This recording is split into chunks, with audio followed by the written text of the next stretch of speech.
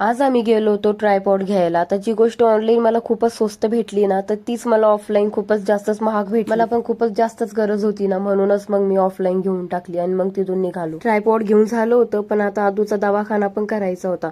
थोडं पण वातावरण बिघडलं ना, तर त्याची तब्येत पण लगेच बिघडून जाते. आदूनं काही गाडीवरून उतरायचं नावच घेत नव्हता. आता बाबांना म्हणतोय की मलाच गाडी चालवायची. घरी आलो ना, आजच ना सगळ्या ताईन त्या येणार होता दिवाळीसाठी.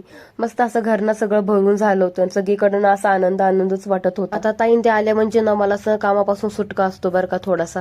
आता लगेच नाही एका ताईने ना लगेच पीठ मळून घेतलं आणि दुसऱ्या ताईने ना लगेच कांदे पण कापून घेतले. एक ताई ना भजीची तयारी करत होती आणि दुसरी ताई ना भाजीची तयारी करत होती. आता ही जी ताई भजी बनवती ना, हिच्या हाताचे भजी खायला ना मी श्रीरामपूरला जातो. तेवढ्यातच ना ही लाईट पण गेली. ही लाईट पण अशी ऐन टायमावर जाते आणि सगळं मूडच ऑफ करून जाते. लाईट गेली होती पण भाजी पण तयार झाली होती आणि भजे पण तयार झाले होते.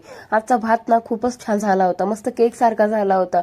आता सगळंच आज खायला छान आहे, तर मग त्या भाताला वाटलं असं मी पण छान बनवून जावा. स्वयंपाक बनवून ना झाला होता आणि मस्त सर्वजणांनी ना सोबत असं जेवण केलं एकत्र बसून. तर खरंच ना खूपच छान वाटलं. चला तर भेटूया नेक्स्ट व्लॉग मध्ये. बाय.